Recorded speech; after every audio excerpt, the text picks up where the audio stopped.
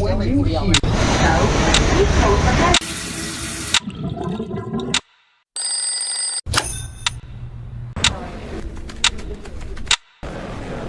these leaders are very sick.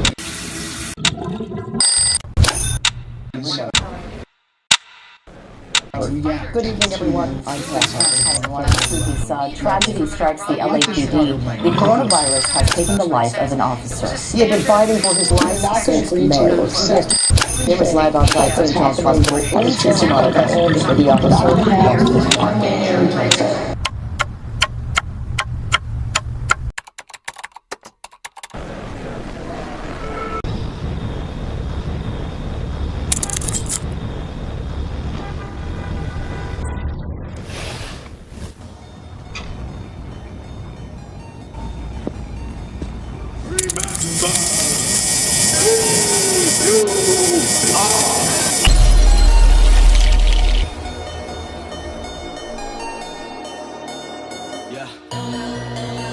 From this day forward, a new vision will govern our land. From this day forward, it's going to be America first. America first. And only America first. And I say, really, you know what I am? I'm a nationalist, okay? I'm a nationalist.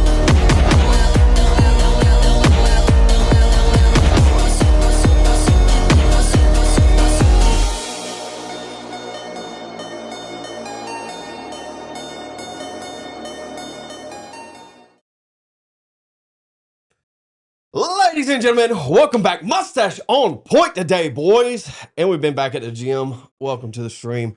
I just got to lose a little bit of weight. Dude, I started a diet. I'll get to Josh in a second. I just want to tell chat because I didn't stream today at noon. I started a diet a week ago, and instead of losing weight, I started at 243. Like I think I weighed in Thursday or something. At 243. Last night, I was 246. I don't know what's going on. I don't know what's going on, chat. I don't know what's going on. How are you doing?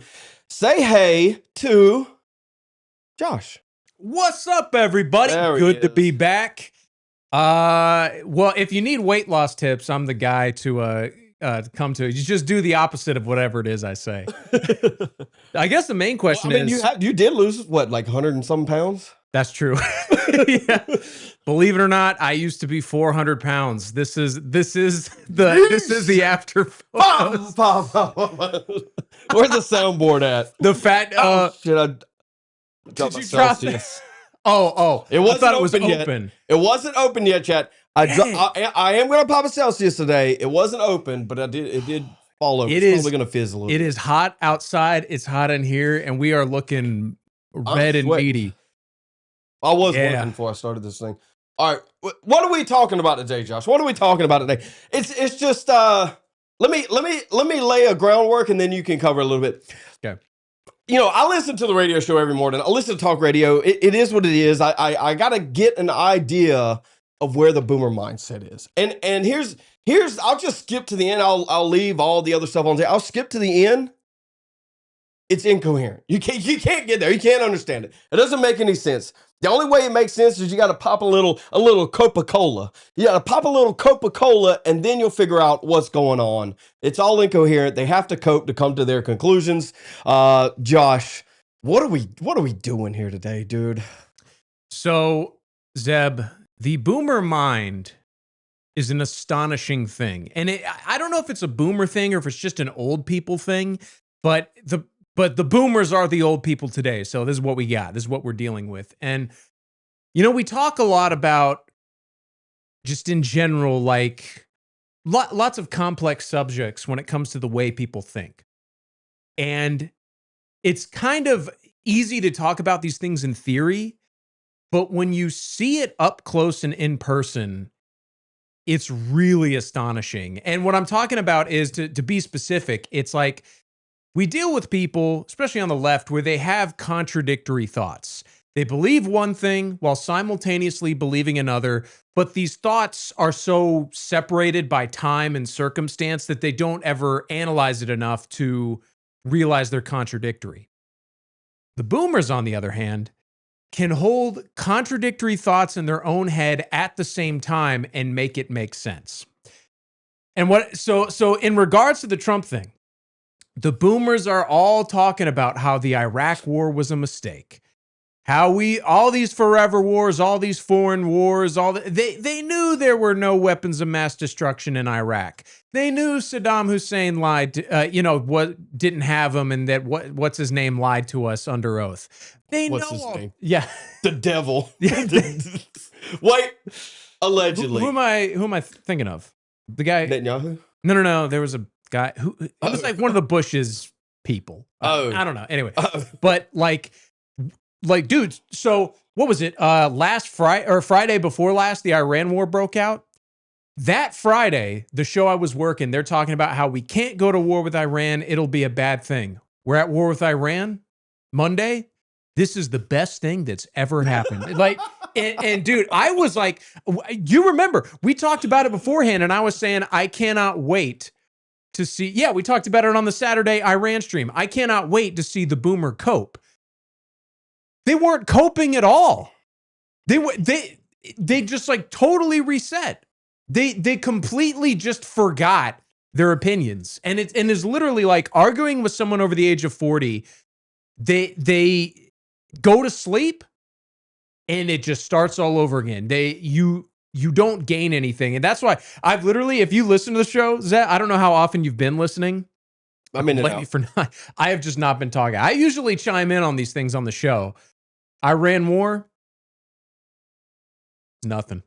Maybe they just don't want your opinion, Josh. Is that what it is? They want to. Well, the callers, the listeners want to just spew their opinion onto young people and have us believe it. Not the boomer. They would never. Now, the host, to his credit, I know we kind of dog on him sometimes here, but he's the only one that's remained consistent and said, man, I don't know how I feel about this. I don't like this. Trump definitely backtracked. This is not what I voted for. So he's admitting that. He's saying that. But now, yeah, but enough time has passed where we're trying to sell ourselves on it. If you know what I mean. No, that's exactly what they're doing. And we'll get into a couple of excerpts today. We'll go through a couple of callers that have called into the show. And we're not just, don't get me wrong, we're not picking on the radio host individually, though it is across the board. This is applied just like the thumbnail is. I don't know if Josh saw it, but it was Boomer MK Ultra. Like Josh mentioned a second ago, it was like Friday, it was this Iran war would be bad. Monday comes around, we got a full weekend of reset sleep, Josh. A full weekend of reset sleep. And we can just start right back over on Monday. It's a new week, new day. It doesn't matter. Nothing matters that we said last week. It's all incoherent. And so that's where I apply the cope. But that being said, it's like I'm not singling out the radio host here as much as I am just gathering everything. Not Rush Limbaugh in the realm of conservative talk radio. Think about it like this, right? I put MK Ultra on the thumbnail. That's what it is. Like I said, I listen to it every morning.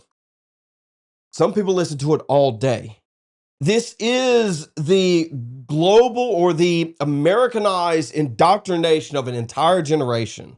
It is, you're pumping your brain full of the same thing, repeating over and over and over and over and over again every day for years, and then you expect them to just change. It doesn't work like that. It's quite literally mind control, brainwashing to some extent. It's a cultic idea. They have a cultic personality because Donald Trump, at least in this case in 2026, can never be wrong. And so we have to justify what he is doing however we want to. No matter what he says, we'll justify it in our own way. If Donald Trump says we preemptively retaliatory struck Iran because they were going to strike Israel, then we have to spin that as, maybe it's because the oil, Josh. Maybe it's because the oil, right? This is what they're saying. They're saying this is the first front in the war on China. Oh, but here's the thing. That's the like excuse coming from the more intellectual boomers, whatever that means. I can grant that a little bit, and we can dive into that for a second, but a little bit, right? And but that's one of those things where it's a half truth. Yeah, it's not false, but that's not it. They're lying to you by telling you the truth when they say that. Here's the crazy part. Here's what is the most astonishing thing, where even I was caught off guard by this. Most of the callers, most of the listeners, the boomers, it's like I went in a time machine back to September 12th, 2001. They're like, these towel heads, and we got to bomb them all, and we're going to glass the whole region. We're in a war with Islam. We've been at war with Islam for 47 years. And the problem is, at least some of them are being consistent. They're like, well, even our allies are problems because they're Muslims too, like Saudi Arabia and the Emirates. So... Oh wait, there's that. We didn't go to war with Saudi Arabia because they're the ones that ran into the Twin Towers. Is that what you're telling me? Yeah, I was like, at least they're consistent, but it genuinely is like them filthy sand N-words are the problem. We got to kill them all. And I was like, well, wasn't expecting it, but I can't even say I wasn't surprised. I was like, damn, we're on 2001 rhetoric again. It's crazy, dude. Well, is there any other play for them? I don't think there is. But again, it's like we said, they always reset back to the beginning, whatever the beginning is. Here, in this case, the beginning is September 11th, 2001. Everything else is back to, at least philosophically, back to when they were 25 years old. So what we're going to do is we're going to dive into, we have a couple of timestamps. Maybe we'll sift through some of this as we go. If I'm going to say, hey, to chat here in a second, but if y'all have any questions as we go, let us know. But I think the thumbnail had Mark Levin, Glenn Beck, and I don't remember who else I put on there. Anyway, they're like the faces of conservative talk radio, and they have been for a very long time. And so what we're going to see from them moving forward is to continue the brainwashing. They have to up the rhetoric continuously, as you've seen with some of Mark Levin's stuff and everything coming out of those camps, that they have to increase that rhetoric because, it's just not working anymore. But even along those lines, I do want to touch on maybe sometime deeper into this. I want to talk about an idea that I was floating around earlier this morning when I was walking the dogs. So I was walking the dogs and, I was just thinking about things and how we were going to talk about the boomers today. What do we need to talk about? Maybe hit some wave tops as we go.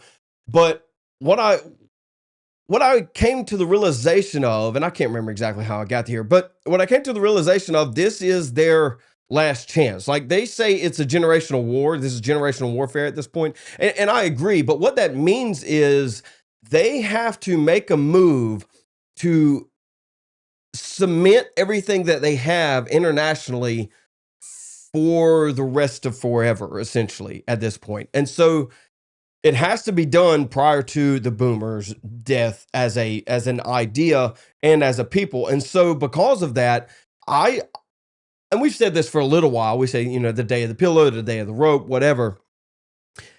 At a certain point, we got to realize that they are going to nuke, essentially, all the goyim within the next 10 years.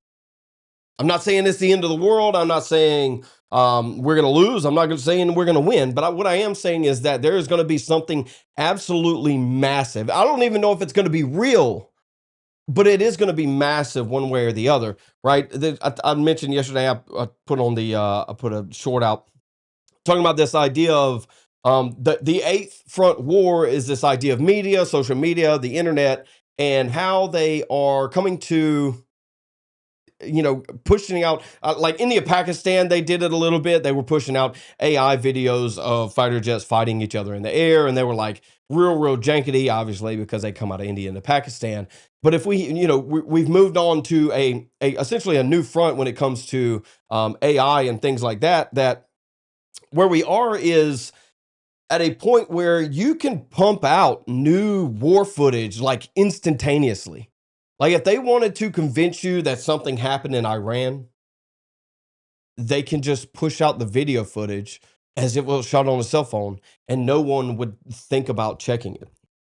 And even if they checked it against what AI detectors can't keep up with the AI themselves. That's just how the virus and antivirus software works. That's how AI and AI detection works. As long as the AI stays one step ahead, as long as the virus stays one step ahead, you'll never be able to detect it. This is how Bill Gates made his millions, right? His billions is creating a virus that can not be caught by the antivirus that exists right now.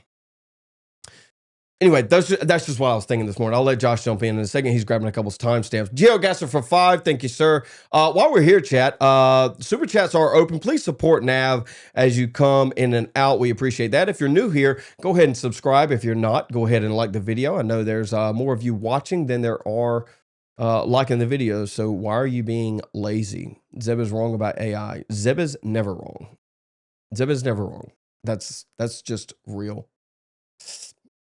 Why whenever I hear a boomer impression, it has heavy Southern or South Carolina accent. South has much more black pilled per capita than any other race. You think so? You hear that, Josh? Why whenever I hear a boomer impression, it has a heavy South Carolina accent? Okay, so whenever I do that, I feel kind of bad because you have a South Carolina accent. My boss has a South Carolina accent. Yeah, but I think there's a little bit of truth to it across the board. But I don't do it to be mean. It is accurate. It is accurate. It's the people that are the basically let's kill the sand N-words are, it's Breeze. It's people with real thick South Carolina, North Carolina, Georgia, accents, North Florida. Yeah. Louisiana. Yeah. And that's the thing. It's like I've defended Southerners get a bad rap. Southerners get a bad rap, and they don't deserve it. I think y'all still need to get over the war a little bit. I know y'all got a raw deal, but I don't mean any offense by it. You invaded. What do you mean a raw deal? If only we had the balls to recognize the invasion today. If only the North had the aggression that they had back in 1860. I consider myself an American, neither a Southerner. I thought about it. I'm probably more akin to a Midwesterner because my dad's from Chicago. My mom's side is from the South, but they're kind of. I think the Midwest is like the New South. Like my mother's side of the family does come from North Carolina, but they're like they like Abraham Lincoln, So I don't know. Yeah, that's wrong. They're just wrong. I agree. So unfortunately, I'm not going to cry conspiracy just yet, but for some reason, the day I was looking for where that Jewish woman called in is not there. She called in Wednesday. Wednesday's show is missing. And I don't know why, because it was there when I checked on Friday. Can we recap what I can recap. It doesn't quite do it justice. All right. So, hold on. Let's grab this 5 from Ree. Yeah. Do y'all think anti-Semitism laws will be the baby steps leading to the Christian persecution in the tribulation? Big brain takes only. I think that's a lot. That's a pretty decent sized leap. I mean, the persecution on Christians can happen regardless, anti-Semitism or not. Sure, it can lay some type of groundwork. I don't like to jump to tribulation conclusions immediately. Yeah, when it comes to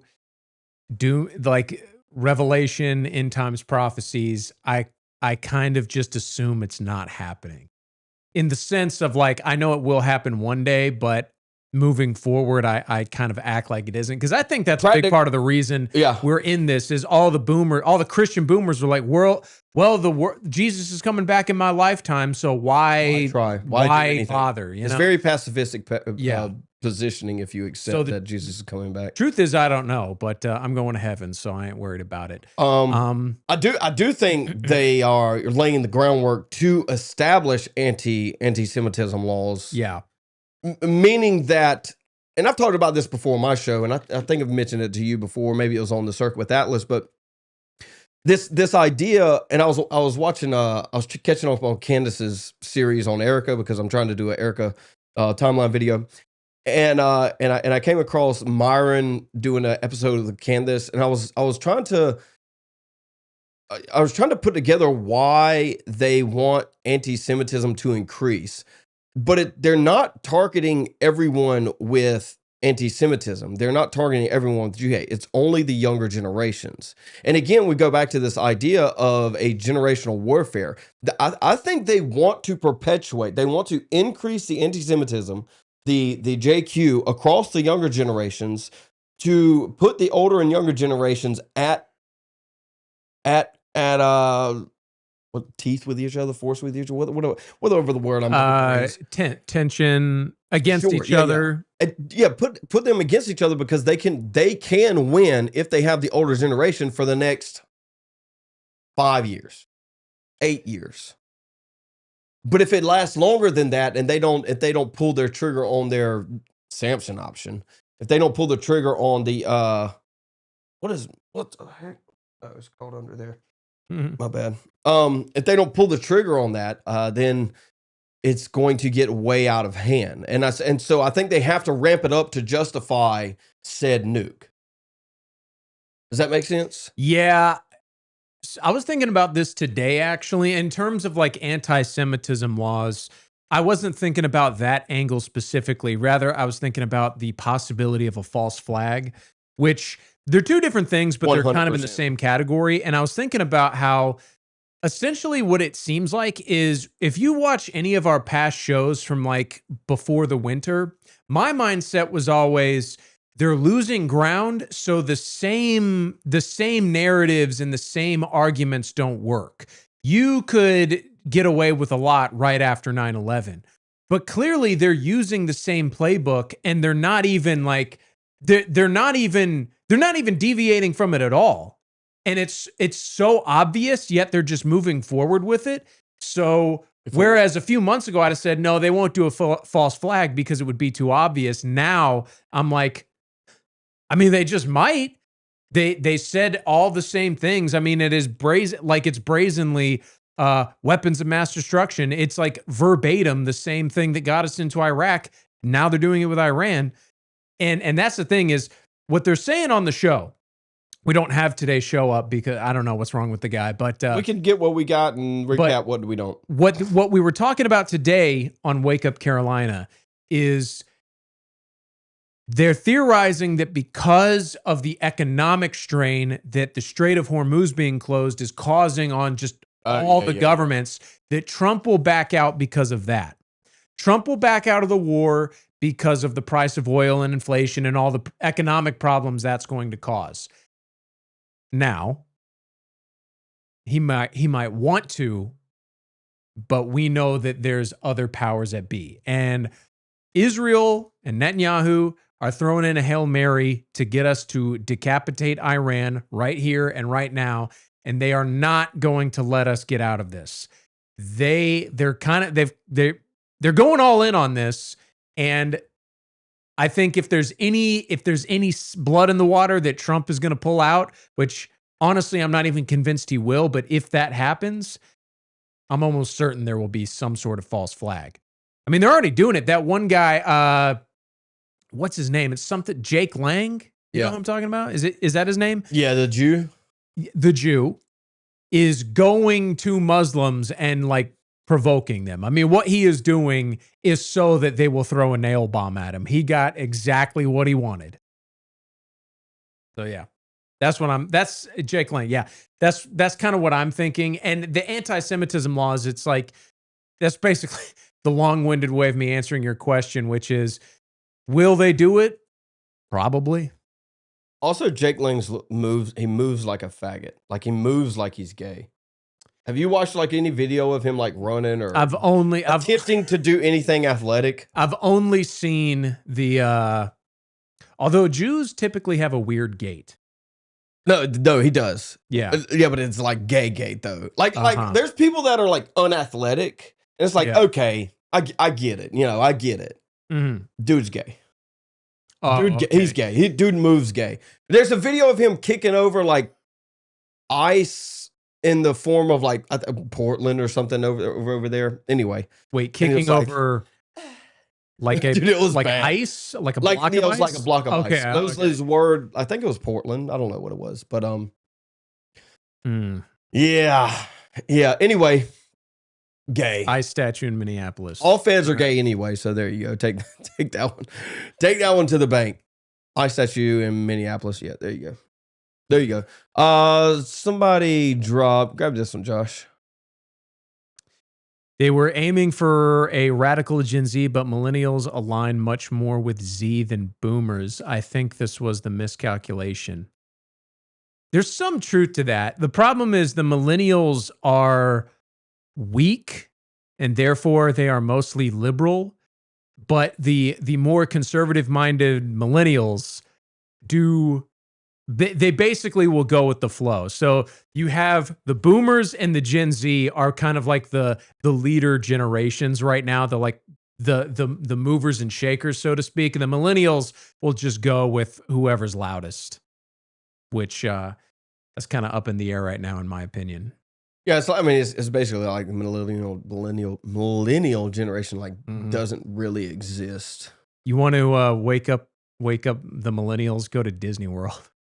And I don't know, put signs up there to change my mind debates outside of Epcot. We do or need something. we do need to go out there and do that, dude. You know what? We need to have change my mind debates. People go up there thinking like we're moderate right. just go full on authoritarian on them. Which ride is better, Haunted Mansion or Tom Sawyer? And then hit him with, dude, why did Walt Disney? Why was he anti-Semitic? Why did Walt Disney hold these views? I was saying, do you remember this? This was probably a year ago now. You were talking about doing a video about Disney, and how it preserves Americana. And I was thinking about that the other day, and I was like, that would be a good video. It would be entertaining. It would draw in an audience that is not currently here. We do need to do it. I mean, I could do it on the fly. We could do it on the fly on the chalkboard or something. Let's just take a trip to Disney. You gotta. It is almost start a summertime. GoFundMe. Start a GoFundMe and fund a trip to Disney for us. It was essentially, the idea was it Magic Kingdom? Epcot. It's a preservation of what America used to be. Specifically, like in Magic Kingdom, I think it's like kind of 1950s. Yeah. Well, no, it's got the barbershop quartet people like, well, howdy, how are you? You know? Yeah. Was it Magic Kingdom? I can't. Whatever the main one is. Epcot. Yeah. Okay. But Magic Kingdom. Yeah. Epcot has all of the nationhood, and it like collects all of the nations as a nation. It doesn't diversify everything, and so you go there because it is distinct across the board. Yes. Right. And then if you want to go back in time, you go to basically any of the hard parks, any of the parks that are like built, because it takes time to build a thing. Right. And compared to a movie, you can have a, 2-3 year turnaround on a movie, where if you wanted to rebuild something in Disney, you have to tear it down and rebuild it. That will take, 10, 15, 20 years sometimes. And so, or any expansion is going to be a callback to like an old Disney movie, because that's what's going to bring in the parents and the money from that. And so when you go to Disney, if any of y'all have been to Disney anytime recently, it's like a step back in time. Not only a step back in like the 2000s, but a step back to the 50s. I mean, they have like diners at Disney with like, waitresses with full gowns and what are they called? Aprons. And stuff like that. Yeah. And I don't know, because it's kind of an unpopular ride because it's so old. I went to it the last time I was at Disney when I was in like middle school, but it's called the Carousel of Progress. You know that one? Mm-mm. And what it is it's like a circular building that's divided into like pie sections. And in the center, it's like a circle and it's like stages. And what it is you get into this like auditorium that's like a slice of the pie. And then it's like a white family from the like 1800s. And they're like, oh my gosh, we just got like an indoor stove.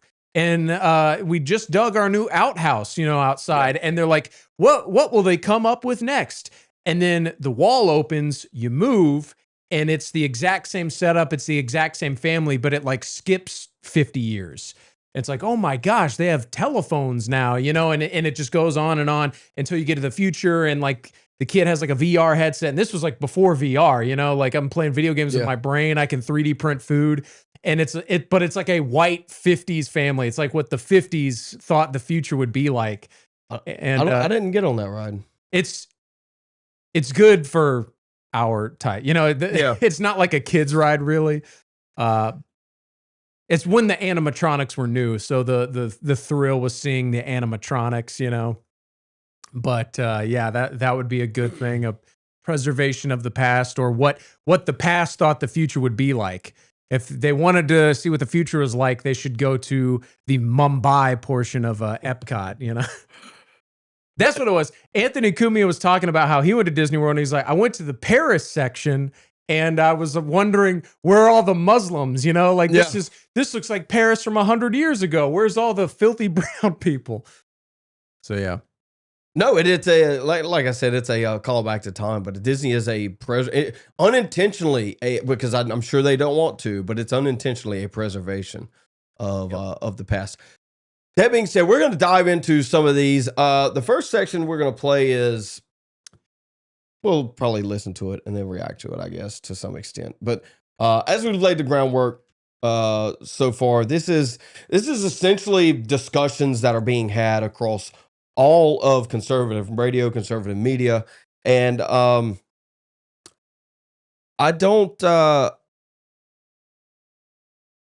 lost my thought. Boomers. We'll play it. See what. All right. So yeah, pull it up. Well, let's play this, and I can jump to your timestamp. Okay. Yeah. Can y'all hear this? No, they can't. Why can't they hear this? They should be able to hear it. Did you pull it up in Chrome? Yes. That's why. Let's try this. Blow by blow. We can't match the American dominance in military. But we can wait some of this out. We can hunker down. We can hide weaponry. Now, how good is our intelligence? All right, time out. Let me grab the super chat before we dive into this real quick. Gasser for the 5 again says, let's see if your leader generation perform in Iran like we did in Afghanistan, Josh. Words are cheap. I'm not. Is he? I think you took shots at millennials. Well, I said that millennials weren't a leader generation. Let's see if your leader generation perform in Iran like we. Oh, he's saying the Zoomers. I get what he's saying. It's a shot at Zoomers in favor of millennials because millennials fought in Iraq. Mm-hmm. Okay, but you fought in a foreign war, so there you go. Like I said, you just did what the boomers tell you, which is exactly what I said. So dunked on yourself there. We'll see. How damaged is the Iranians' abilities to strike Israel and some of the U.S. bases in the Middle East? We'll see. Those are other questions we don't know. But when I wrote Revelations, the biggest revelation, and I knew Witkoff and Kushner were the lead negotiators, and I knew they were Jewish. It just dawned on me. It's almost like, but I mean, we're being restrained. I mean, Witkoff and Kushner are meeting with the Iranian leadership.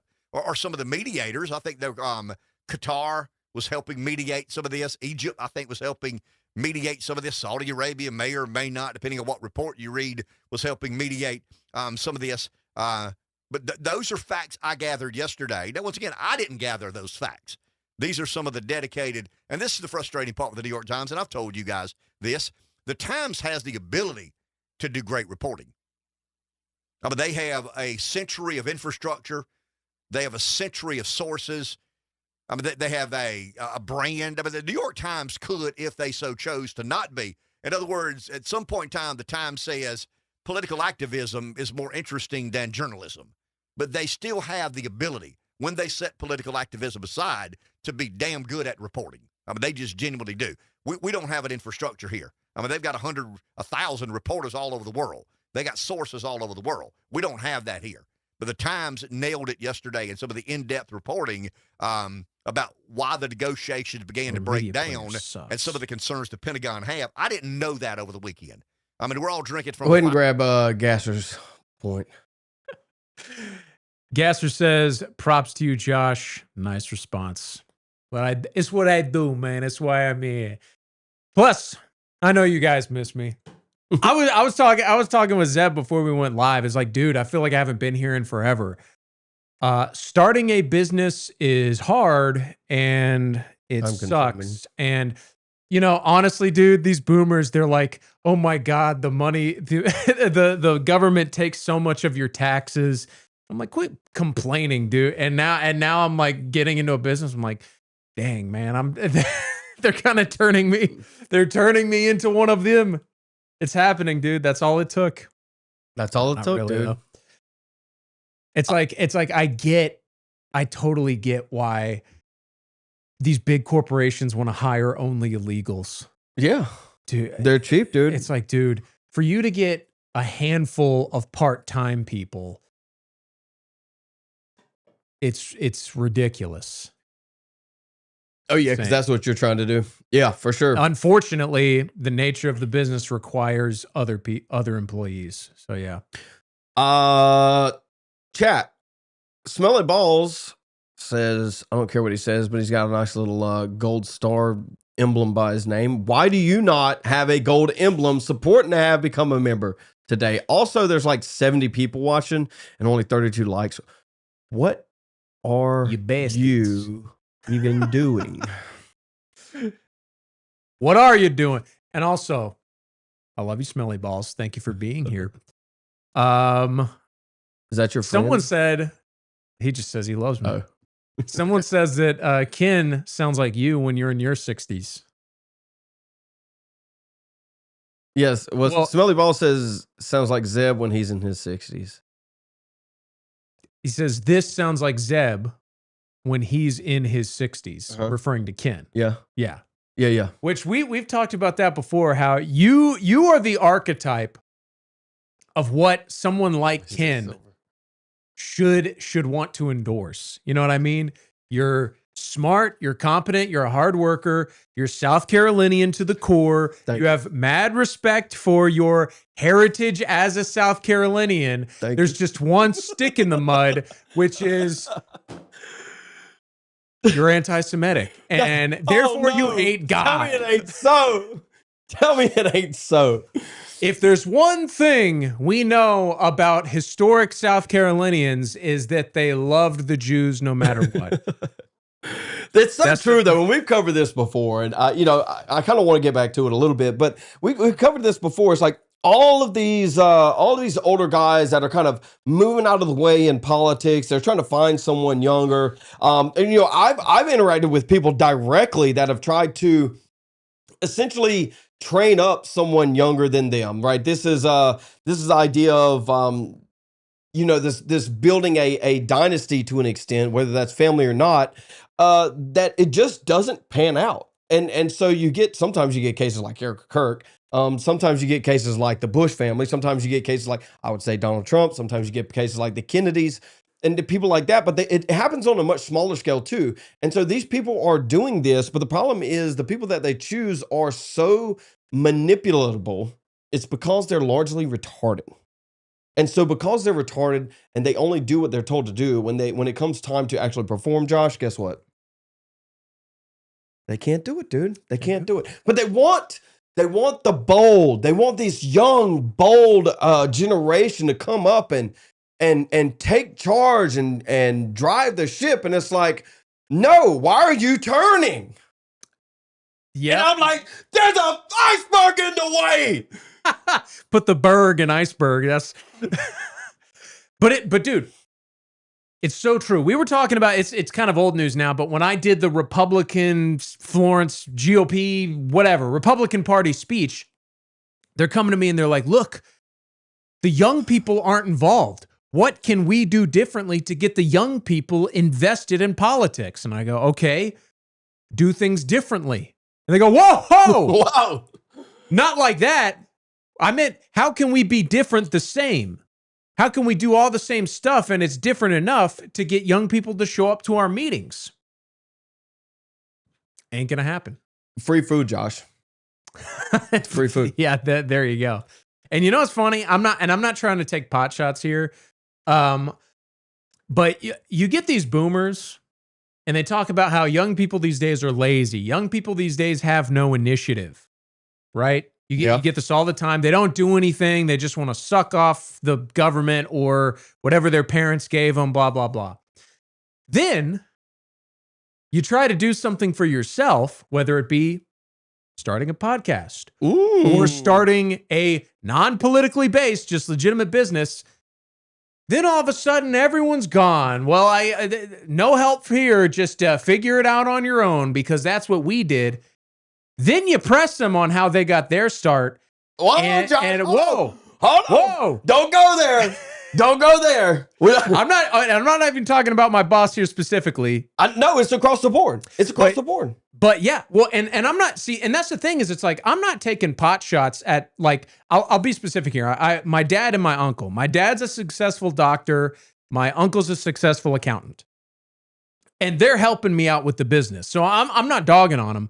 But when you ask them about, well, how did you start your business in the 90s? They talk about how people in their community, their church, gave them money. They're just like, here's $50,000 in the 90s to start your business, to start your accounting firm, to go to medical school, which is fine. Like, and that's the thing. I'm not dogging on that. I'm not dogging on that at all. That's how it should be. Is you help out the next generation. You want them to be successful. Here's no strings attached money, to help you figure it out, so it's not a loss, And I'm not asking for handouts here, but it's like, hey, can I get the number of, and I'm not talking about my dad and my uncle anymore, but I'm like, can you get me in contact with some people who can help me out legally? Yeah, you're so-and-so, and they're going to charge you $250 an hour. And I'm like, not quite what I meant, but whoa, that's lazy because you didn't earn the knowledge for your son. Anyway, There was I had a thought in there. It was we talk about the dynamics between male and female, how femininity in the modern world has kind of changed things. The dynamic between the old and the young has changed completely too. Where you mentioned that, used to be older people would help out the younger people to establish themselves, to stabilize everything, so that when the old people could no longer help themselves, the younger people would then help them. But now we're in a situation where you have Mitch McConnell out there falling on his face essentially every day. And people that are following in Mitch McConnell's shoes, where they don't want to help out the youth. And so when they get that age, they are falling on their face because the young people aren't there to hold them up or either just remove them from the seat, whatever the seat is, not necessarily political. And so that's the dynamic that we're dealing with right now. And again, it goes back to this idea that this next 5 years is the last chance for the elitist crowd, or whatever you want to call them, to kind of make their move in what they are doing. Yeah, dude, I mean, that's exactly right. Well, first off, when you talk about Mitch McConnell and politics, the truth is these people, it's not even like they've got the best interests of the government at heart, of the nation at heart, but they just don't have confidence in their successors. For them, it's just about the money. For Lindsey Graham, it's just about making as much money as possible. Lindsey Graham doesn't give a crap about South Carolina or the United States. He's there to kill you and make money off of it. Which we should review that clip, if I'm sure you saw that. Where he said I'm going to come back to South Carolina and tell them to send their sons and daughters over to the Middle East, and Spain isn't going to help out. Sean Hannity. There's a Sean Hannity clip? No, I'm talking. No. Lindsey Graham. He was on with Sean Hannity. Okay, maybe that's what I'm thinking of then. Yeah, but he said, because he was ranting about Spain. He ended it on, we just need to move everything over to Israel. I don't know if you saw that clip too. Israel. So he was talking about like the back in the 80s, the Iranians killed all those sailors. They killed all those sailors in Beirut. Position, if anybody wants to know. All right. Let me grab a super chat. We're going to listen to a little bit more radio if I can find my mouse wherever it is. There it is. Boom. Josh, grab that. We give 20 billion so they buy our politicians with 50 million and shove the rest. Politics are cooked. Amish like isolation is the way forward. Wrong? Right? And then wrong. Dude. The Amish style, the escapism from like Orwell and Billy Roper and whoever else is trying to pioneer some of this stuff is, and I don't blame them. I don't blame them at all for trying to get away, from trying to create something, some communities that they feel they can sustain. But inevitably, it's not a generational solution. And so inevitably you are going to become not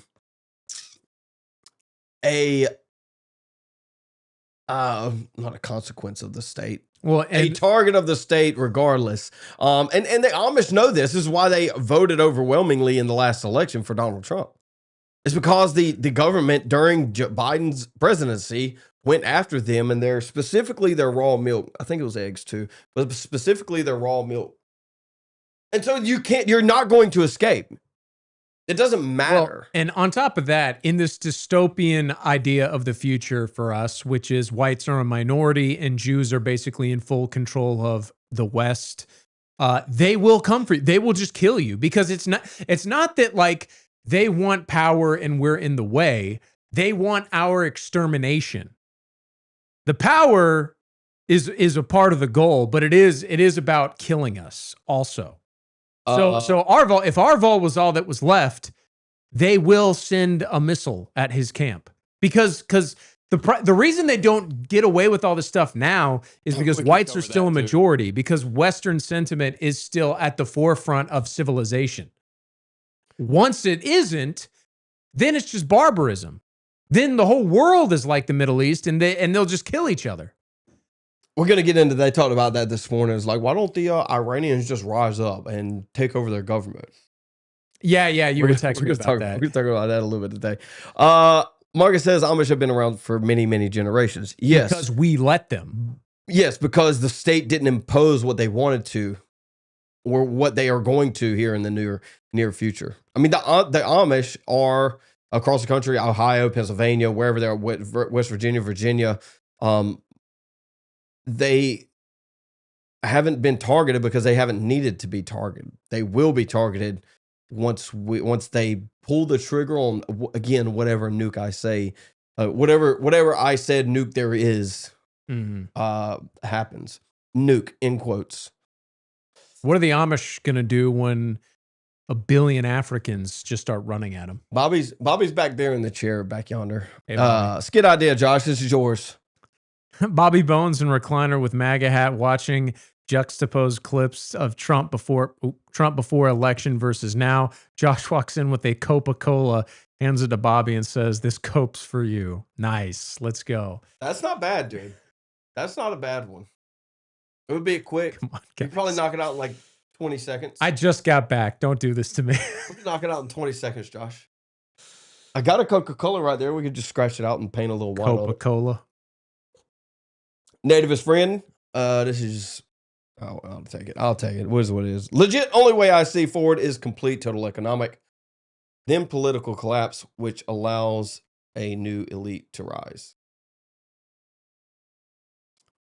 I don't think that's guaranteed. I think that's a lot of cope too, dude. I mean, it would have to be entirely global collapse. And when I say collapse, I mean entire collapse, entire global, entire collapse. Like everything has to fall for there to be an even playing field. If it's just America, then they have institution across the rest of the world. This is the international Jew. And so you're not going to be able to overcome whatever is imposed on you. And It doesn't matter how big your collective is. There's so many factors that come into like a full-blown American collapse. And we talked about this before. It's stuff that no one thinks about. Like, why would if America completely collapsed, why wouldn't Russia just go into Alaska? Why wouldn't China or India just send 1 billion people to airports in Mexico and Canada and then had them just flood in to pick up the pieces? This idea that like the Jews are going to crash the United States and then run for the hills, and then once America is crappy, all of the brown people will leave. Not how it works. The reason like it worked for Russia is because Russia was homogeneous in the 90s. We're not anymore.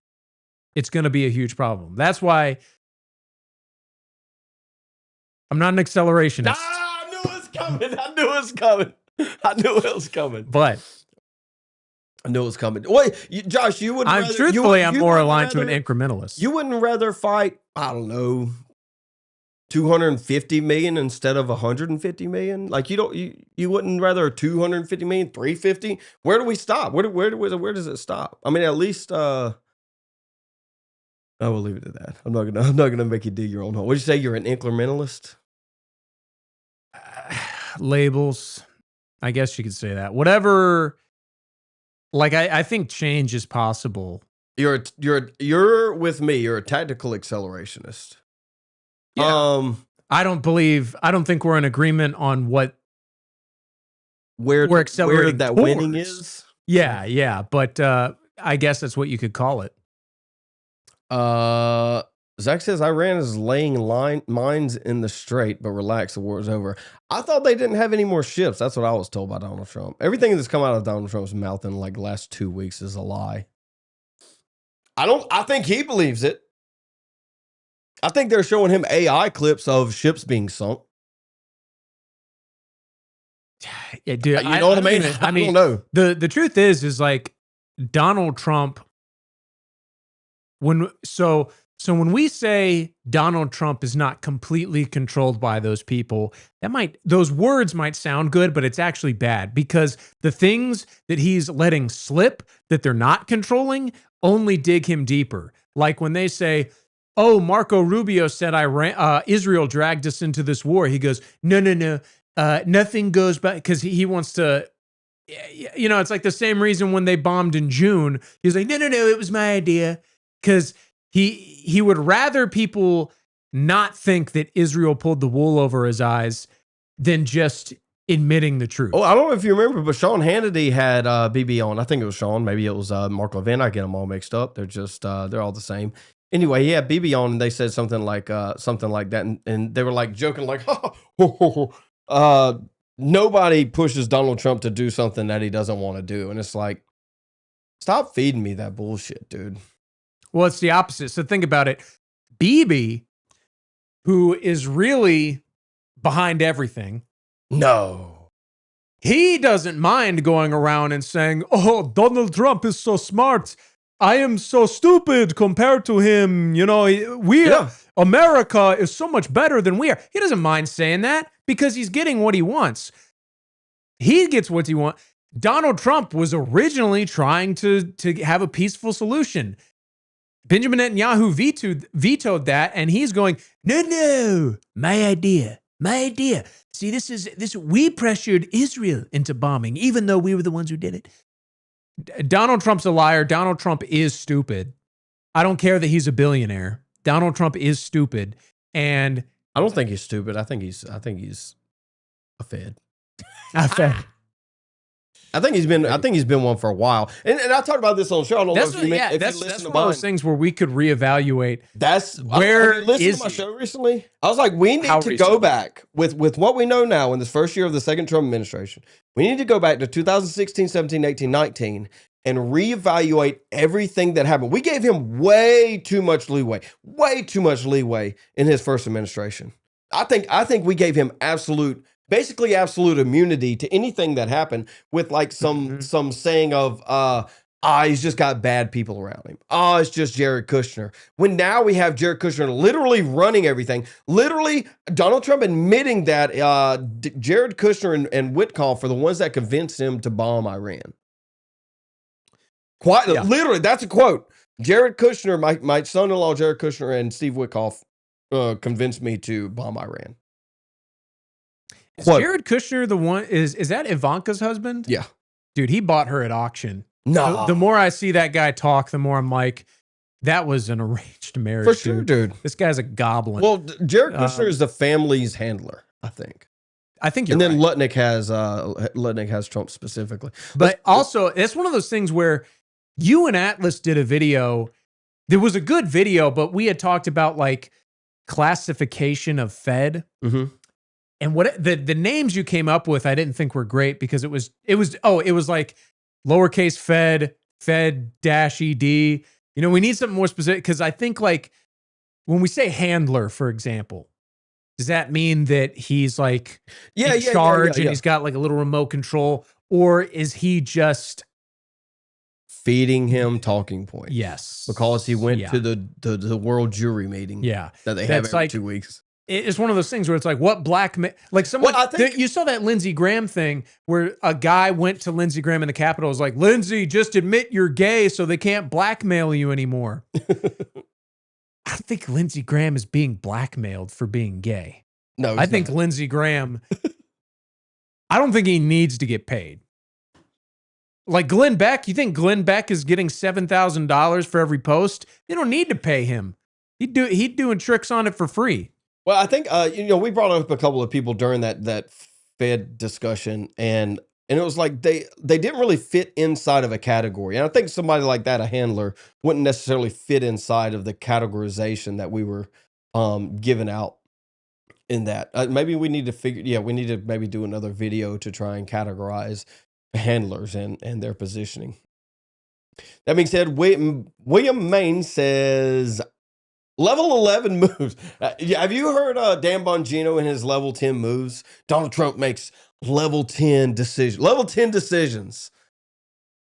We were making level 10 decisions at the FBI, but Donald Trump was making level 11. No, I hadn't heard that. Let me grab this. Dude, Base Crusader said he sent a question earlier in chat. You're going to have to resend it. I don't have it on my end. Josh is a Nick replicant, and Nick is a reformist, not a revolutionary, and edgelord as Nick can be. Dude believes in the current system fundamentally. You would consider yourself a reformist rather than a revolutionary, wouldn't you? To an extent, you think that the system can be reformed. I guess it depends on what we mean by those things. Like,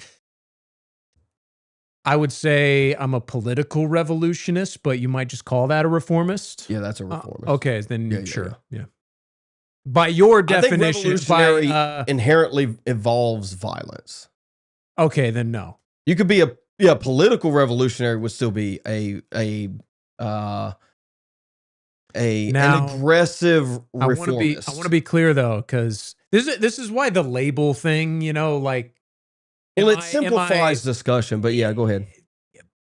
Yes, but we're talking about boomer. What do I mean by reformist? Yeah. So I don't mean like we get our guys in there and then we just do the same thing over with better people. Nice. It's like we reform the system, and by reform, I mean it's not the same system. Yeah. It's same effect, but we're not Fed posting. Don't withdraw your salt and light from the world. Also go to church. Yes. AI world champion. So true. Yeah. Again, it's this idea of, I guess it was an earlier super chat. So I guess he's talking about going to these communities, which I mean, I don't blame him. I don't know if that would be entirely saying, that you're withdrawing, but I guess it is to an extent. I don't know. I mean, Arvol's still active. Billy Roper's still active. CJ and I'm blanking. Andrew Eisker's still active. It's like they just create a little headquarters, which I'm fine with. I would actually advocate for to some extent. It's not for everybody. Gasser, Russia is not homogeneous, Josh. Homogeneous. More than 30 countries inside. The solution got to technical solutions in metropolitan America. I agree, but I'm not. Tactical solutions. That's why I hate Tactical nukes. hand-holding you guys. But you know what I'm like. Well, apparently you don't know what I mean. But clearly, like Russia as it exists today, the Russian people. Yeah, did Georgia make it back? Did Ukraine make it back? No, but Russia, basically as it exists today because of the homogeneity of Russia. To an extent, I would say to an extent. I'm talking about Russia as a country distinct from the Soviet Union. So the reason Russia... You've never seen my globe yet, have you? Yeah. Yeah, you show me how it's from the 80s. Oh, yeah. So it has the Soviet Union on it. Fix the base on it. Dang.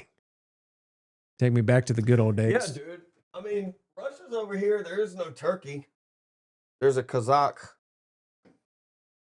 Man. Y'all can't see, can you? This is, dude, there's no Turkey. Uzbekistan is part of the USSR. I mean, you got Ukraine, but it's still part of the USSR. Belarusia, Lithuania, Latvia, Estonia, all these places. I mean, it literally butts up to Iran and, well, I guess, sorry, Turkey's over there. I'm in Turkmen. Dude, I didn't realize the USSR was so huge. It just consumed everything, dude. That's crazy. I know. Let's, yeah, anyway. Putin's an expansionist. Yeah, that's cool. Cool. Next, at least they're doing it right, dude. At least they got their shit together inside their own country first. Hell yeah. Is this the question? Trump only seems aristocratic or kingly in the context of low trust societies and high trust society. Actually, he was caught on a hot mic earlier today. He was caught on a hot mic with one of the Fox reporters saying that essentially something to the effect of he respects the way Kim Jong-un's people stand up when he speaks. And so do with that what you will. I'll play that tomorrow on the noon stream. That's so let me put it this way. We're talking about reformation versus revolution. I'm okay with violence, but I want it to be once we take over, like the riots in Minneapolis, for example, those are getting put down. Tiananmen Square 2, baby. All for it. We're gonna, what was that, like, autonomous zone they set up? What was that called? It was like Chaz. We are pointing a tank at Chaz, and we're giving you 3, 2, 1, go. And then we, if they're still there, they won't be anymore. All subverters will become a fine red mist. Dude, I know this is like total Fed posting and LARPing, but like on Instagram and Twitter, I see the artwork, you know, of like what Hitler wanted, the giant dome, you know, the Capitol building that's like a 300-foot tall dome. It's all white, it's all marble, and it's like,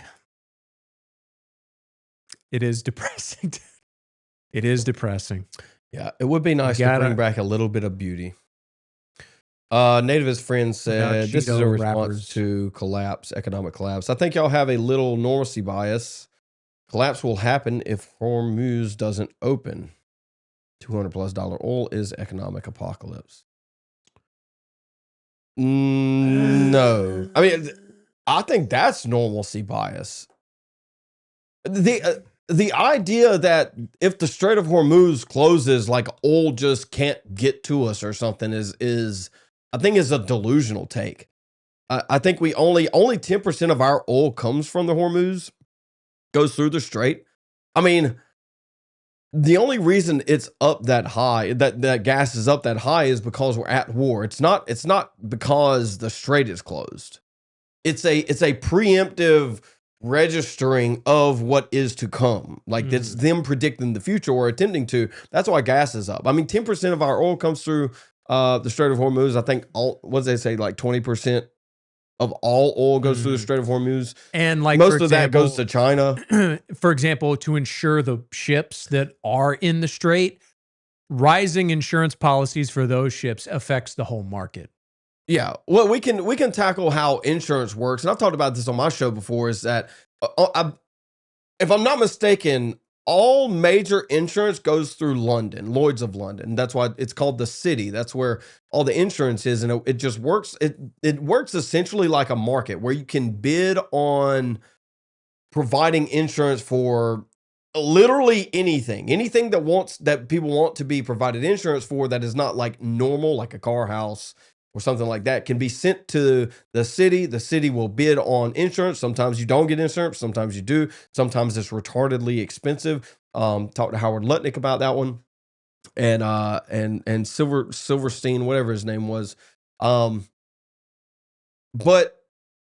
to act, but it's also to the comment. It's like, okay, let's just assume that all oil U.S. gets is through Iran, or let's just say half of it. Let's just say half of it. That's to assume that we're not going to then increase production in the U.S. That's to assume that we're not going to take Greenland and then take their oil and go back down to the south and take their oil. It's like it assumes far too many things are going to stay stagnant. Economic collapse based on oil, economic collapse, period, I don't think is going to happen. It's going to the economic collapse is going to be a further down domino than the initiation, I think. But that's a much longer discussion. Much longer discussion. Grab this one. I gotta check the phone. I'm not talking about the USSR. Modern Russia is a federation where more than half of the states are not same ethnicity of Moscow, with some with own armies. Okay. I mean, I understand this. Do you get what I'm saying, or don't you? I get that, like, they're not 100% homogeneous, but the point is that Russia is comprised of mostly Russians. And even still, that they have their, minor genetic differences. It's not like what we have here. That's the point I'm making. Is it 100% homogeneous? No. It's not like the United States is right now, where we just have a mishmash of everyone from all over the planet here and about to outnumber us. That's my point. It is much easier for the demographics of Russia, the USSR in the 90s to reconstitute versus the United States today. I have diagnosed you with autism. Zeb doesn't understand the economy. Okay. Infrastructure is being destroyed. We need an audience of non-free thinkers, or free thinkers that are smarter than your audience. Market's nativist friend, American Crusader. Chat, stop being retarded. Stop being retarded today. Infrastructure is being destroyed. The world is interconnected. I agree to an extent that infrastructure is being destroyed. I think most of it's largely intentional. Anyway, we're not gonna nitpick. I want to get to a couple of stories that we were supposed to get to a lot earlier on, because I got about another 20 minutes or so. Gasser says, "You are wrong, sir. Go study Russia." No, I don't know that much about Russia. Gasser was actually texting in the Telegram, in the NAV Telegram. If you're not on the NAV Telegram, go find that. That link is in the description. Go find that. Also, I have a Telegram. That's linked in my description on my videos also. That being said, let's knock out this real quick, Josh. This is a timestamp that Josh sent me. We're going to cover it. And then we're going to tell a story about Anne Frank in, what did you say? Orangeburg. Anne Frank in Orangeburg. They act as big pharma times 10. And that's unusual to me. I'm not saying they don't have a right to do it, nor am I saying independence are what I'm most interested in as we head off in the midterms, because this will probably define the majority of midterms. If I'm a Democrat running against a Republican who seeks the support of Donald Trump, the only way you get out of primary is with Trump's help, right? I mean, if you're in a competitive primary and Trump's helping one candidate or the other, the candidate that Trump is helping, that's kind of an interesting point. Josh, grab your mic there. I don't just Josh, grab your mic. For like-minded young people. Now that Trump has... Pause it real quick. When I'm listening to the show and Ken's just going on and he says something dumb, and it's like I know it's coming. Like it's like he intentionally says something and then he goes, I wonder what Josh thinks about that. Okay. Josh, grab your mic. So sometimes if you just hear him say, right, Josh, it's because I'm on my phone and he's trying to make sure I'm paying attention. He's trying to make you pay attention to the generational cope that's going on right now. Yeah. All right, Josh, grab your mic. Blessed the decision to go to war with Iran. What do you think the majority of young people who were more fond of Trump than all the others? I didn't say crazy about Trump because I think he'd done some things inconsistent with what he said. I mean, he's a politician. That's the nature of the beast. But the blessing or not of Trump, the endorsement or not of Trump, how has this decision affected that moving forward? So real quick, I have not. So this is not something that him or the audience said. The reason I included this is because when I was scanning for things, I kind of found it by accident. This is what I was telling you about, where I said I basically explained race realism and Jewish racial identity on the show as undercover as you possibly could. Like this was like the biggest Trojan horse you've ever seen for the race realism. Right here, this right is here. Yeah. This Not space bar seen doesn't work. a single person except for the already paid shields like a Brylan Hollyhand or something support this. And usually there's, it might sway one way or another, but there's a mix. I've not seen a single person say that this was a good thing. This is a super unpopular policy and war. And you're talking about voters under the age of what? 40? Yeah. Okay. I tend to agree with you. I think Trump's way upside down with 40 and under conservatives. Yeah. I think he was losing some ground to begin with because affordability was still the issue. And Trump convinced young people that I'll get after affordability, we'll make the economy more affordable, you'll be able to afford a home. But I do believe this, Josh. I think you understand. I mean, I think you're frustrated, and I get it. But I think you understand fixing affordability isn't easy. I mean, it's a complicated endeavor. But deciding whether to go to war or not, I mean, that's a is or ain't, right? I mean, that's a we are or we are not. Josh, is it largely not for you? I don't want you to speak for yourself. I want you to do what I do often, to speak for people of similar age groups. Your demo would be a young conservative. The young conservatives' opinions or feelings about Israel are what? En masse now, they don't see Israel as the way the boomers do. The vast majority of young Christians, and really that's where a lot of this sort of dogmatic support for Israel comes from, is certain interpretations of the Christian faith. Most of the young people I've encountered today, either in the Christian circles, either don't care or are not dispensationalists. So is it Netanyahu? No. What is it? I mean, to me, once again, I fall into the camp that you labeled. I am a boomer who believes in Israel's place via the Bible. He always gets himself in this conundrum. Me or him? Him. Okay. He tries to put you in a conundrum, but he always puts himself in a conundrum because he doesn't really know. He doesn't understand your positioning. Not entirely. Yeah. I know he does more so off air than he does on it, but it's like he thinks he knows the answer to the question, and so he poses the question to you, but he doesn't get the answer that he thinks he was gonna get, and so it's a follow-up kind of blindly sometimes. And so this is where we end up as a blind follow-up, and then usually it's like, okay, Josh, stop talking. That is literally exactly how this went down. Okay.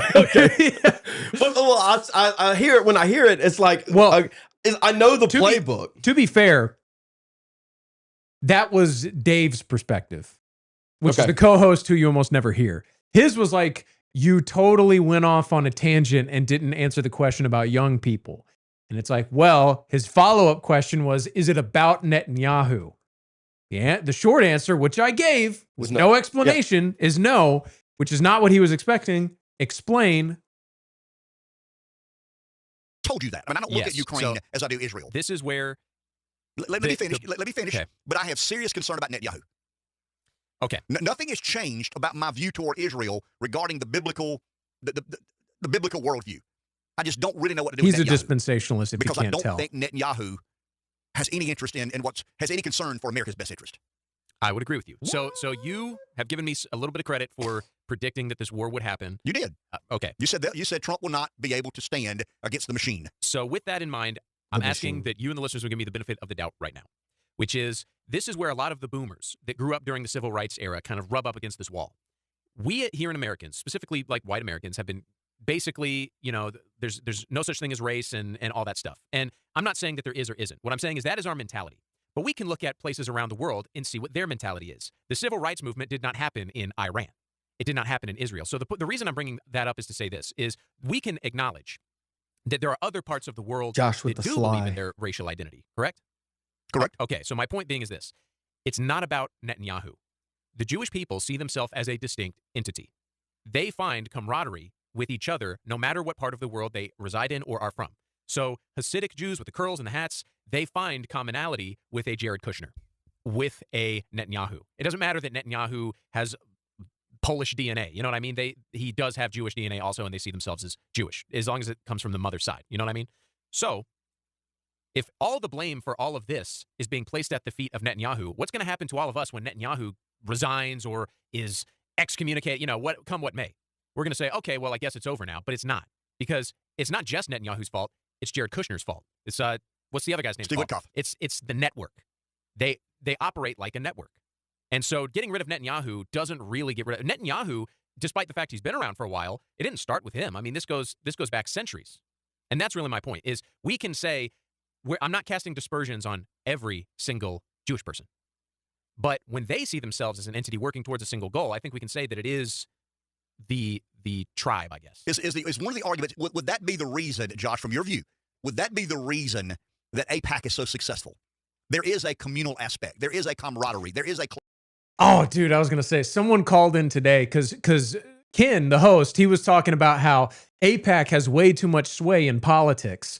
And then a caller called in to correct him and say, well, I Googled this just now, and I seen that AIPAC is funded by Americans, not people from Israel. So I bet you feel pretty stupid right now. That's what someone called in to say. I mean, he didn't say the last part, but that's what he meant. And I was, yeah, dude. The callers are something else, dude. The callers are something else. Speaking of callers, go ahead. Give us a little rundown on Anne Frank from Orangeburg. Okay, yes. So this is fun. So the host, he's a good guy. I know it sounds like we dog on him a lot, but I liked it. He's a good guy, and while he is a boomer and there's just flaws built in, there's a part of him that really does want to get to the bottom of this, but it rubs up against having to confront things he's believed his entire life. And when you're 60 years old, it's not the same as being like, in my case, I was 19 when I started to question these things. It's not the same. So I give him credit. Anyway, the point being, you also have like built up obligations yes, in the world yes, that he exists in. Like he can't, even if he diehard just believed it all of a sudden, if he woke up, he's got like family, he's got sway in politics. You can't just come out and say these things. So I think it's wrong, but I do understand. One of the things that he values is the perception that he's an honest broker. And I think he is for the most part. But when I say things that are critical of the Jewish people, he goes, well, you're casting a wide net. And you can't do that because it rubs the good ones the wrong way. Say about black people, women, blah, blah, blah. You can't say things about groups because that gets rid of all the good apples too. You know what I mean? That's mentality. So whereas in years prior, Josh Vandernoord on the show was critical of Israel before the Iran war, before they bombed him in June, before October 7th. Well, Josh, you sound like a crazy person because you're talking about Jewish people as an entity that holds sway over the government. Well, now that these things have happened, we're playing a different tune. So he comes in and he says, I'm concerned about the amount of sway that Netanyahu specifically has over Donald Trump. Whoa, that perhaps Semitic. Right. That perhaps AIPAC, which lobbies for Israel, has too much sway in the GOP. And he is basically saying, given what we've experienced in recent months and recent weeks with the Iran war and October 7th and blah, blah, blah, maybe there's some credit to that. It's not all Jewish people, but maybe there's something to it. That's what he's saying now. Well, it's like the last 30 years didn't yes, exist. Yeah. Well, first off, but that's besides the point. If he's coming around too late, it's too late, but he is coming around. However, there's a woman named Annie from Orangeburg. Calls in, Jewish woman, very loud, very obnoxious. Exactly. Can you tell she's a Jew on the phone? Yes. Okay. She's a stereotypical, what's the word I'm thinking of? Verklempt. That's like a Yiddish word for bossy Jewish woman. Josh, you better put your hat on after you just dropped that. I know, that's I only know that from I didn't even know that. I only know that from an old SNL skit with I don't believe you. Your mom taught you that one. It's burning into my skull. But very Jewish, very know-it-all, you know the type. So she's been calling into the show fairly recently, like even you didn't know who I was talking about. She like last couple weeks. Then Iran happens. Ken starts going on about Jewish influence in our government. Mm-hmm. And she immediately calls and says, you know, Ken, I listened to your show, but I've had to stop listening recently because you're saying anti-Semitic things. Not you sound anti-Semitic, not I like the show, but my concern is I'm no longer listening because you are anti-Semitic. And I wish, like I said, I think I said it at the beginning, but they basically, that show was not on the archive anymore. I don't know if you can pull it up, but March 5th, 4th? 4th. Yeah, it was Wednesday, and there's March 6th, March 5th, March 3rd. It apparently is not there, and I didn't do that. I'm not sure what that's about, but I don't know. Not there. But the point is he immediately, like they were arguing. That's why I was trying to find it so hard, is they were arguing, like he was getting mad because he was being accused of being called anti-Semitic. And he's like, how can you say that? I've done everything to defend your people. And he talked about how people he knows personally that don't call into the show at all. It's just business partners that are Jewish. I've stopped listening to the show because you're being anti-Semitic. And I'm like, dude, this is how it works. You do not win any brownie points with these people. Any of them, blacks, whatever, but you say things that are critical. Such as life. It's anti-Semitism. And it doesn't matter how many arguments you had with me defending them. They don't hear all that. All they hear is, Benjamin Netanyahu? Really? Ken wants to take money away from out of my pockets? I don't get to click the coins no more? That's what it is. But you said in that long rambling that you gave, no, I'm just kidding. in that Sorry you didn't get a full 3 hours, Zeb. In the let me grab this super chat. So I want to jump into something that I pulled from there and from some other shows. Gasser, Josh went to Turkey for a nose job. Josh, did you get a rhinoplasty? GeoGasser admitting I do not have a Jewish nose. You played yourself. They have a place in the Bible as the Canaanites. Yeah, I don't know if I completely buy that. I understand the argument. Yeah. But the extension of that means that, a lot of things, that the current state isn't the one that killed Jesus. which they were. This is and they how are. I was having this conversation with my dad, and this is how I explained it to him, kind of. Which my dad's awake on the JQ, but I was like, think about it. Satan was number 2 in heaven. He was God's top guy, and he became enemy number 1. Doesn't it kind of make sense poetically that God's chosen people, God's number 2 on earth, turns against him, and they are Well, I would just allude to the turning on them, you know,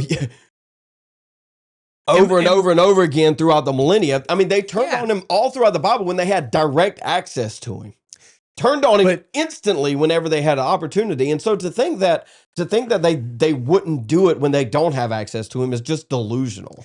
But that's my point. I assume when he says it's the Canaanites, it's like, oh, the real Jews are basically either bred out of existence or not the modern day Jews. And it's the Canaanites that basically became the Jews. It's kind of like the Frankish thing. It's like, or it just is the Jews. I mean, it just is the descendants of Abraham. Yes, the genetic descendants that have a bit of Polish mixed in there and a bit of whatever, a bit of white mixed in there too. That's how you get the Ashkenazis. I mean, just look at how Jacob got his inheritance. Just look at that's my point. I mean, exactly. It's like they've been shiesty the whole time. And if we were making an argument for genetics, then would it not come to the conclusion that they are I was about to say jovial. That's not the right word. They are a illusory people, if you will. I don't know. I feel like that's soft. And it's one of those things where when I was a kid and you hear the story of Moses and you hear the story of them wandering in the desert for 40 years, when you read these things and it's just like a couple of words apart where it's like, okay, they saw a pillar of fire come from heaven and the ocean the sea literally opened up and they walked through it. And yet they're questioning God's authority later. They're like questioning his ability and his plan later. It doesn't make sense to you as a kid. But then, I mean, you factor in that like it's human beings, you know, we believe in God and we question him all the time. If you saw a miracle, it would reinforce your faith. But then if you never saw another miracle again, would you just have like super strong faith all the time? Probably not. But also, it is the Jews. You hear about them complaining the entire time. Kind of tracks. No, for sure it does, dude. For sure it does. Somebody said they are just super diluted today. I think there is a case to be made for that. I think the Khazarian case on that is probably stronger than they were Canaanites necessarily, but like what's the point? Like what are we getting at here? Are you basically arguing that the Jews of the Old Testament really no longer exists? Okay, well then they're their spiritual successors. It's the Philistines. It's the Pharisees. Sure. If there's a little Arab. To bring it back to the story that you were telling, it was like and Ken makes this point on the show a lot of times, is that, you know, he says when he's, you know, referring to talk show radio hosts or whoever, he says we are entertainers. And that's what we need to understand, is that they are entertainers. But what does that mean? That doesn't mean that they are that they don't want to be. They are in the entertainment industry to entertain you. I would say to brainwash you to an extent. This is what MK Ultra is, because they repeat the same thing over day in and day out, day in and day out. And so it's a reinforcement aspect from that. And because they are entertainers, they are bound by advertising dollars, essentially. And so because they are bound by advertising dollars, they are restricted with what they can and cannot say, along with, just like you said, you know, they're going to get, you know, they're going to get feedback from people saying that they don't agree with what they're saying. They're not going to listen anymore. Therefore, you lose numbers. Y'all would be absolutely shocked at the numbers that I've lost over the last couple of months, because I don't milk the Charlie Kirk thing. And so I've lost more subscribers on my channel than we have on this one. Oh, I forgot we're on Nav right now. That being said, why are you not subscribed? What are you doing? Support us. Anyway, I am going to do an Erica Kirk video. I've been wanting to do one. It's just new information just keeps coming out. So here we are. That being said, the entertainment of talk show radio, specifically morning talk show radio, is what has gotten us to this place, Josh. Reinforce, MK Ultra, reinforce. And it's one of those things like, because I don't like live with an old person, and like none of the old people, like my grandparents, are like this. Like they don't listen to talk radio 24/7. So I was kind of unaware until a few years ago that there are literally just people that live at home alone, or they live with their spouse, old people, and they just have the radio on 24/7. I can't imagine listening to Kennard and then Glenn Beck and then like Brian Kilmeade. They talk about these horrendous. radios or these radio waves that they can pump into people's brains and make them hear and see visions. It's like, you don't even need that. You didn't even need that back then. They'll do it for themselves. They'll do it for you. They'll turn on the radio and just pump whatever you want to inside of their minds. They'll do it for you. We're just in the entertainment. So what is even the point in listening to Wake Up Carolina if it's just for entertainment? There's so many other things that you can get for entertainment, Josh. That's my thing. Is it's like, if you're trying to be entertained, and this is what it is. I can't remember if I said this to you, or because it's been so long since we've done a show, but essentially I had this thought a little bit ago, which was essentially, people know there's something wrong in the world, so they feel the gravity, the pull towards politics.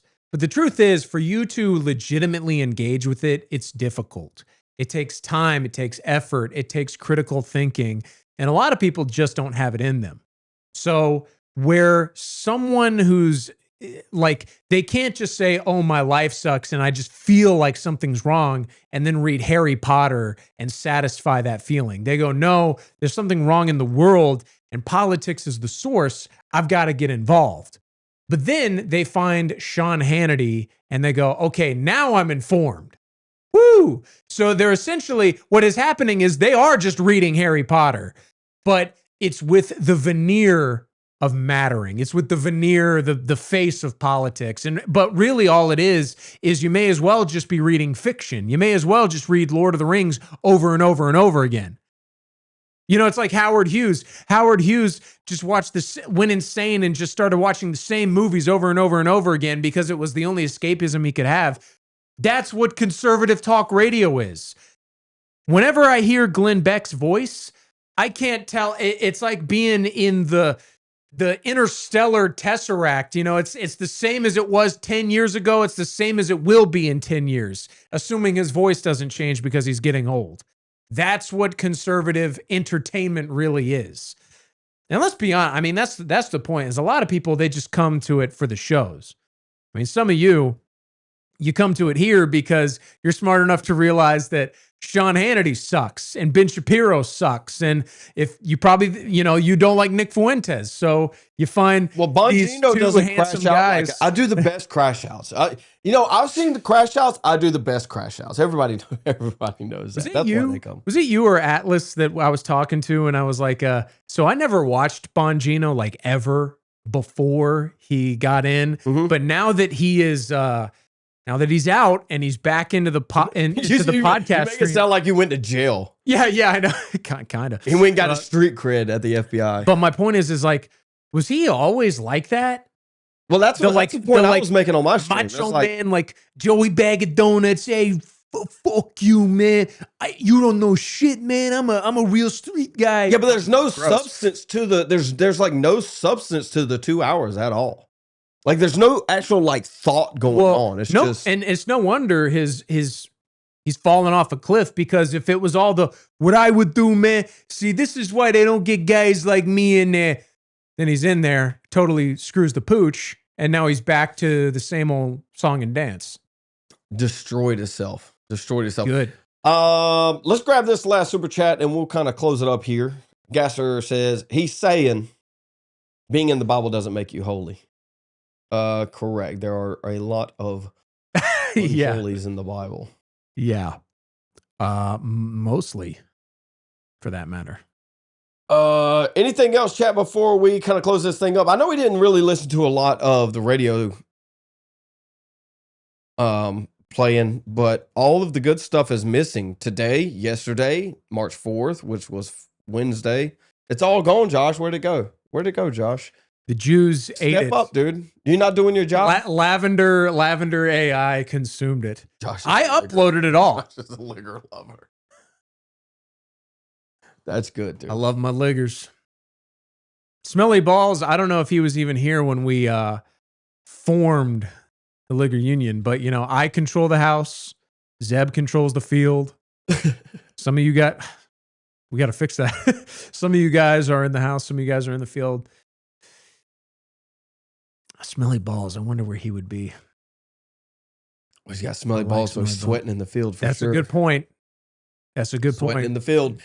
He does have a membership, and I see a lot of non-members in the chat. So if y'all would, please go ahead and support Nav, ladies and gentlemen. I think we've gotten super chats from non-members. Gasser, non-member. Gasser, all the super chats you gave you could have just got a membership. We do need to start doing members content on Nav. We are gonna ramp that back up a little bit more.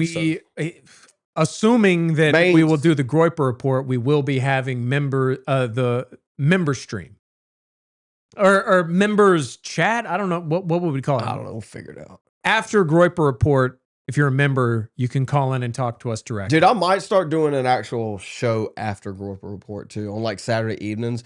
The weekend news is just too much for Monday for me. It's fair. Because Donald Trump, here's what he does. Here's what Donald Trump does. You want insight? I know exactly what you're about to say. Here's what Donald Trump does. This nigga. This is how the Jew makes money. They game the system Friday. They make all their decisions, but they don't publish them until the markets close. The markets close, bomb Iran. Oh shit, the market can't do anything because it's Friday evening, but we've already bought in. And so Monday morning rolls around and they're like, Jewish fake out. Anyway, so everything happens Friday evening and gets published essentially Saturday morning. And so by the time Monday rolls around, we already have a new news cycle Monday morning. And so now it's like, okay, what do we do with all of that Saturday information? It's kind of old. So we'll probably do that. W members call-in stream. We could do a members call-in stream. Once I do understand markets. That's why I'm crashing out. Why has he called you Jeb? Markets is retarded. Well, I know. And he doesn't understand markets. Makes me question, what do you know about motors? But yeah, because the whole reason I've been absent is to start this business, and I'm looking for a soft launch in mid-April. Nice. And hopefully by May, we'll see how it works. And the whole point of me doing that was so that I could make enough money to focus more on this. So I haven't left. I'm coming back with a vengeance. And I'm going to be doing my own content. And I'm very excited for it because I got some fun plans. Nice. All right, we're gonna go ahead and close out here. Grab these last couple of super chats, if you will. Go here. We're gonna go. Boom. William Maines, what is up, brother? He says, try to listen to other talk shows. Nav is by far better than most. By far better than most. I'll take it. Better than most by far. I like that. I'll take it. Thank you, William. Yeah, dude. I mean,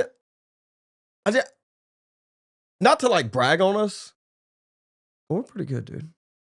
Me and Josh have come a long way. Specifically, me and Josh. I watched. It was a little while ago now. I think it was before Christmas, but I watched like one of our first streams. I was like, dang, dude.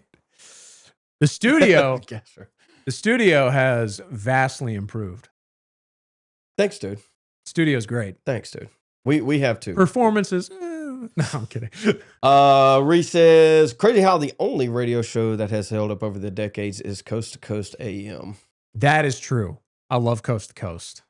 I wonder if it's called because it's a AM radio station. Is that's the one where they talk about like Bigfoot and stuff, right? Yeah. It's like all the things. I like. Yeah, but it's like AM radio isn't like localized, so it's not contingent on like volatility of that's true things. That's a good point, because if it's solely AM, it's not local, but local FM stations want to carry it with an FM strength signal, so it's highly syndicated. Right.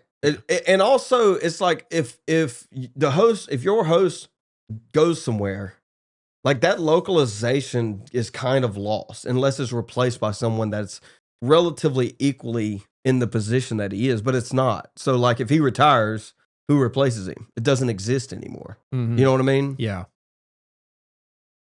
It dies with whoever holds it. Gasser says he doesn't want to support gropers. Listen, Gasser, we have to collect all the gorpers and convert them. It's a new operation I'm running, OCC. Collect and convert. We have to collect the gorpers as they are dispersed by Nick and his current affections, and convert them. That's what April 1st is suitable for your launch, Josh. I thought about that, but I don't want to jinx it, and I'm Jewish enough to believe in magic. But there's other factors. Is that a Jewish thing? No, I'm just kidding. I don't know. I miss Chuck's show.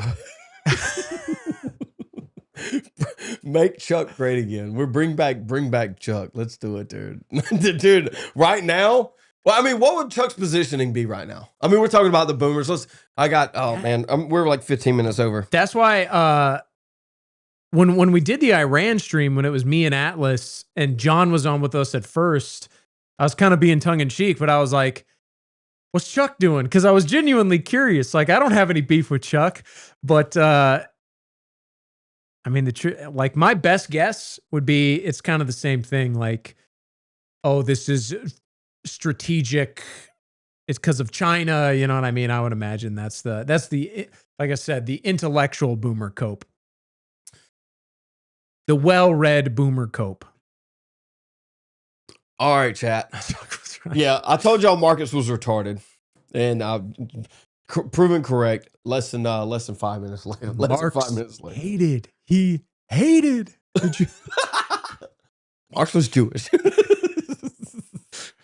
Yeah, that's a classic. That doesn't matter.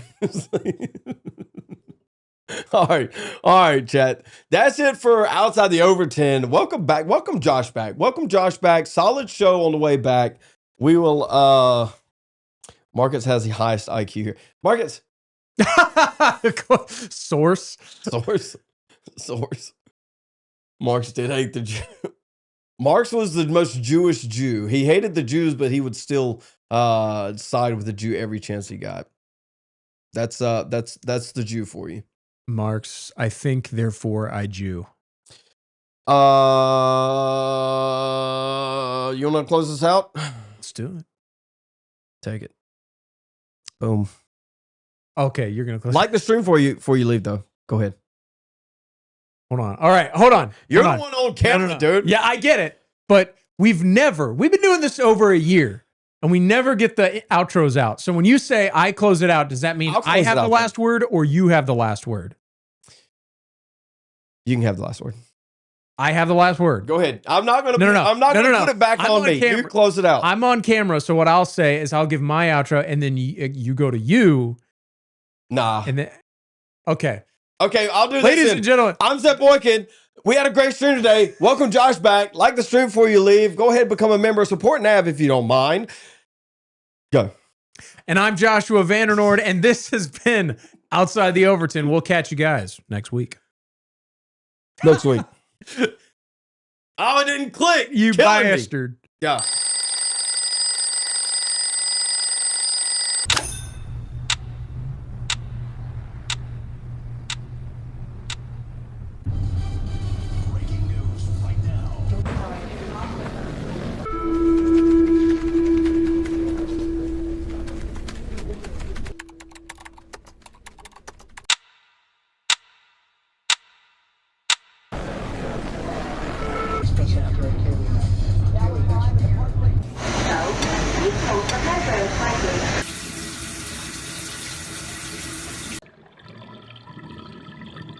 When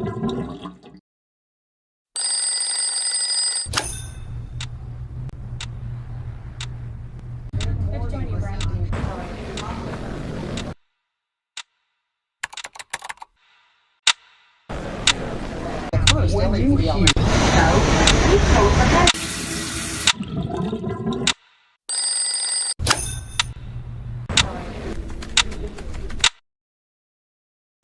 Markets is broken.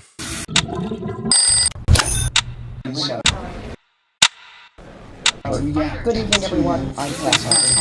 This tragedy strikes the LAPD. The coronavirus has taken the life of an officer. He had been fighting for his life since May. He was live outside St. John's Hospital in Cincinnati. The officer lost his life.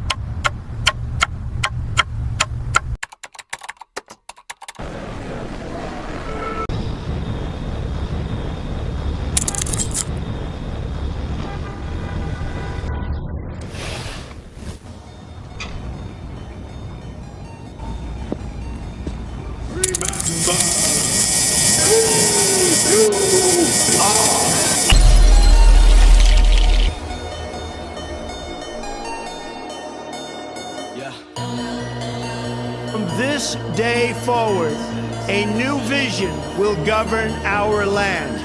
From this day forward, it's going to be America first. America first. And only America first. And I say, really, you know what I am? I'm a nationalist, okay? I'm a nationalist.